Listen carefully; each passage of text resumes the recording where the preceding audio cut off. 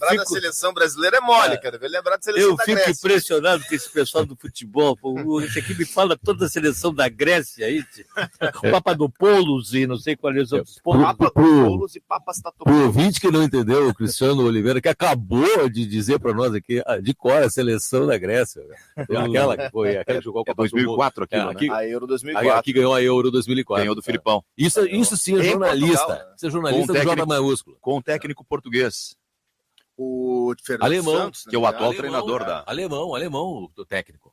O da Grécia. O técnico da Grécia era alemão. Era Otto Hagel. É um técnico alemão algo daquele tipo, bem militar, rígido, assim, aquele que tinha um sistema... Sisudo, né? Sisudo.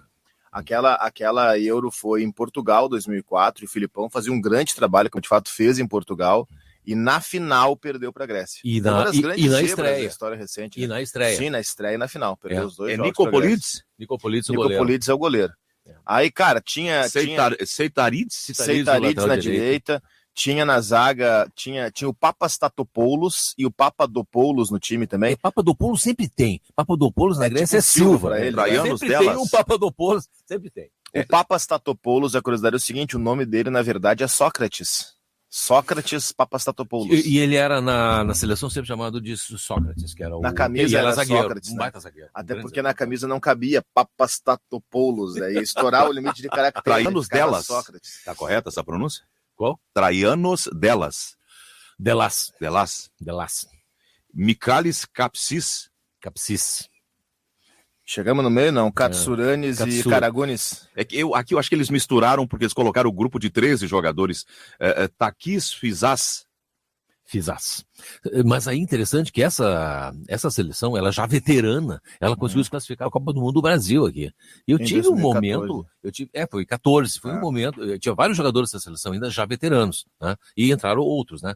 Mas é uma seleção veterana, porque a Grécia... Países pequenos da Europa, eles não conseguem ter uma seleção forte o tempo todo, né? Não, você tem uma geração... Aproveita muito uma geração, né? Pega a Holanda teve 2 gerações que foram fantásticas. A própria Romênia de 94, que tinha o Raj, por exemplo. O técnico era Otto Rehhagel. A Romênia de 94 era um timaço, uma seleção que ainda teve uma rebarba ali em 98, agora os anos 2000, por exemplo, a Romênia não apareceu em Copa do Mundo, né? 2014 eu vivi uma experiência fantástica, porque eu peguei Nós não tocamos a tua vinheta, né? Não tem problema, vamos embora. Eu peguei aquele esquema que a FIFA tem de seguir a seleção, né? Então, conforme a seleção fosse ganhando, você já tinha o ingresso, né? Era um sistema programado, assim.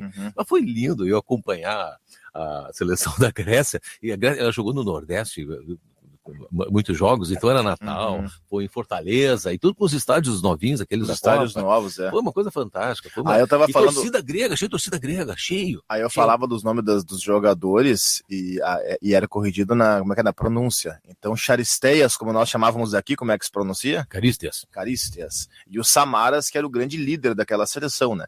Tropeçava na bola, era assim, um caneleiro, mas fazia os gols importantes de vez em quando, os caras gostavam dele. O Samaras perdeu um gol contra a Costa Rica, se eu não me engano, que a Grécia estava com tudo para passar, ia pegar a Holanda depois, e foi ali que a Grécia morreu, foi ali na Costa Rica, né? E o Samaras perdeu um gol feito, ele e o goleiro, nunca vou perdoar o Samaras. Nicopolidis era o goleiro daquela seleção de 2004, depois teve outro que era o Carnesis, que depois viria até jogar em Portugal, que era um bom goleiro também, Carnesis. Nós temos uma ouvinte muito danada, ela nos provoca de manhã, e ela está dizendo que tem Asterix e Obelix também. Não, mas aí eles são gauleses, não são gregos. Eu sou um fãzaço das histórias em quadrinhos do René Goscinny e Albert Uderzo. Os dois já falecidos, um inclusive faleceu agora há 2 anos. Que faziam Asterix o Gaulês, as aventuras de Asterix e Obelix, o cãozinho deles que era o Ideia Fix. Aí tinha o Druida Panoramix, Abracursix, que era o chefe da tribo, só que eles eram gauleses, não eram gregos. E o mais chato de todos era o Chatotorix. Chatotorix, que era o bardo, o cantor, né? Ele cantava muito mal nas histórias e aí os caras batiam nele pra ele não cantar. Então. Mas nos deu aqui o nosso querido Alexis Efremides uma notícia ruim. Tem um instrumentista, um produtor musical famosíssimo no mundo, que nós chamamos de Vangelis. Acaba de falecer, ele é grego e a pronúncia não é essa. O nome faleceu semana passada. O nome é outro pronunciado. É que Vangelis é uma espécie de diminutivo muito comum na Grécia para Evangelos. Então o nome dele era Evangelos Pastanasciu, se eu não me engano. Então ele era conhecido por Vangelis. Ele teve, foi semana passada que faleceu, foi algo assim, uma perda, foi por Covid até. E ele foi o compositor premiado no Oscar pela música tema Chariots of Fire, Carruagens de Fogo, daquele filme magnífico que ganhou o Oscar.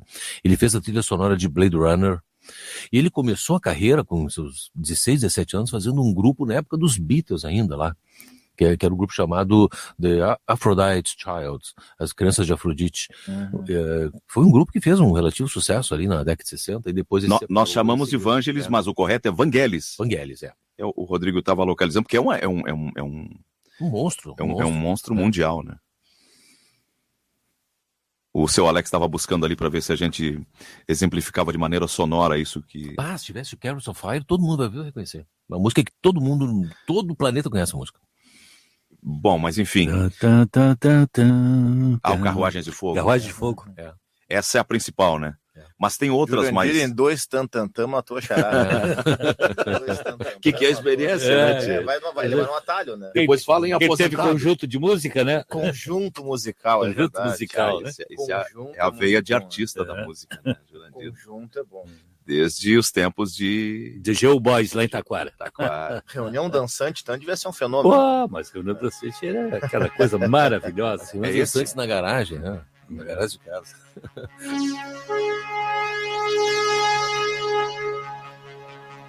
Chama Vangelis, grego, faleceu há uma semana. Uma semana, 2, coisa assim. 2 semanas. O nosso convidado também é cultura. Ele veio aqui para nos dizer o nome correto. Aí, ó. Viu? Bacana. 17 de maio ele faleceu. É associado a momentos de heroísmo e de conquistas. Foi o compositor, olha só, falávamos de futebol, não sei se vocês disseram isso antes, eu não peguei. Compôs o tema oficial da Copa do Mundo 2002. Copa da Coreia e do Japão. E o Brasil ganhou. Que o Brasil ganhou. Veja só. O tema da Copa de 2002 eu não tenho nenhuma lembrança. Eu lembro da Copa de 90, eu era bem menino e era na Stati Italiana. Deixa eu tentar dar um play no YouTube aqui, vamos ver se vai rolar. Ó. Correndo o risco de... No rádio ao vivo, né? Daqui a pouco sai uma gafe, alguma coisa, vamos ver. Só cortar a propaganda primeiro aqui, porque os caras não botam dinheiro na rádio. Então vai um abraço para eles, ó. 5 segundos da propaganda. A gente corta. Aí entra outra propaganda, ó, como é que os caras são. Né? Eu não reclamo, deixa o YouTube quieto. O YouTube tá bem. YouTube é do bem. Ó, vamos ver aqui, ó.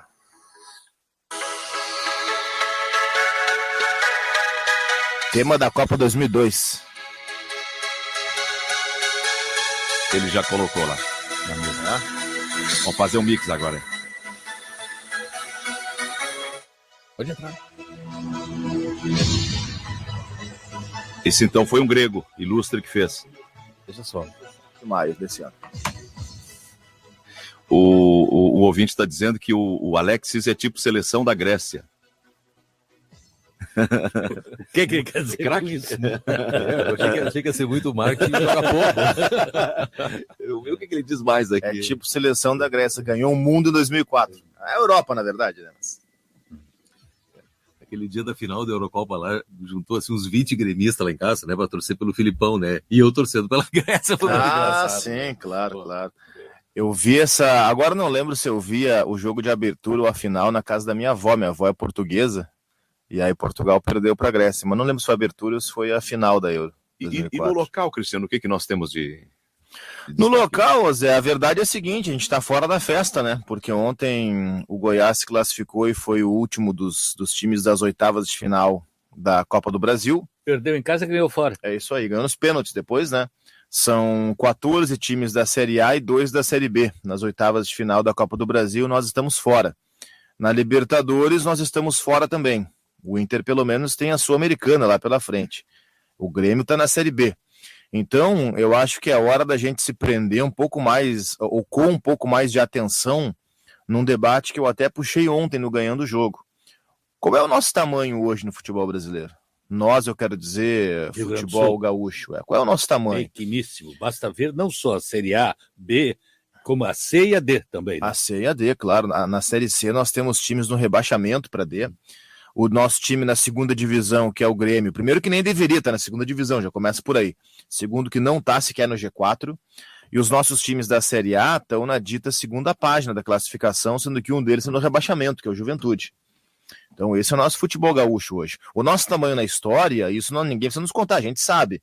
Nós somos campeões do mundo com o Grêmio e com o Inter, nós somos pentacampeões de Libertadores, 3 com o Grêmio e 2 com o Inter, nós somos 7 vezes campeão de Copa do Brasil, 5 com o Grêmio, 1 com o Inter e 1 com o Juventude, nós somos penta de Série A de brasileiro, 3 com o Inter, 2 com o Grêmio. A nossa história todo mundo conhece, ninguém precisa lembrar.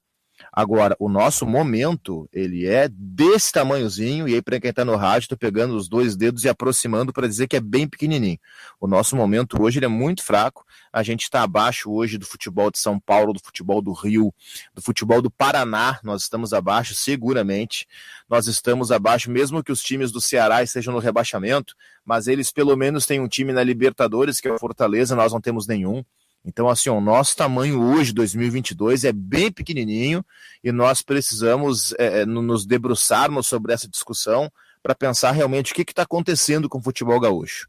A minha hipótese é a seguinte, eu acho que cada vez mais a gente se preocupa com o nosso umbigo e esquece de olhar para o crescimento dos nossos clubes. Aquele papo furado de, não, ganhou o Grenal, tá bom. O Inter ganhou um Grenal ano passado, se jogou nas cordas do Campeonato Brasileiro e quase foi rebaixado. O Grêmio foi rebaixado com aquele discurso de, não, mas gauchão nós ganhamos. Que se exploda o Campeonato Gaúcho, que se explodam os Grenais. Os nossos times pararam de ganhar, pararam de aparecer nacionalmente. Obrigado, Cristiano. São 9h59, a hora certa é Dr. Clean, 25.